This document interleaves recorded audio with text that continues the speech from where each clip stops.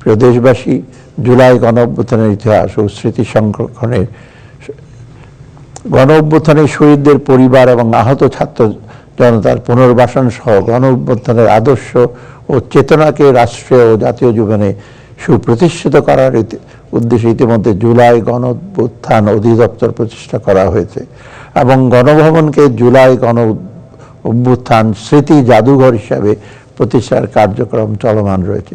শীঘ্রই জুলাই গণঅভ্যুত্থানের শহীদদের পরিবার এবং আহতদের জন্য ভাতা প্রদানের লক্ষ্যে নীতিমালা প্রণয়ন করা হবে। এছাড়াও তাদের চিকিৎসা ও পুনর্বাসনের জন্য প্রয়োজনীয় কার্যক্রম গ্রহণ করা আছে।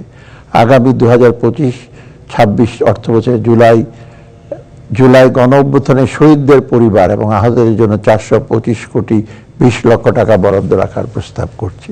জুলাই বিপ্লবে শিশু শহীদদের 84টি পরিবারকে আর্থিক সহায়তা প্রদান করা হয়েছে এবং এই বিপ্লবে আহত শিশুদের মূল ধারায় ফিরিয়ে আনতে প্রচেষ্টা অব্যাহত রয়েছে।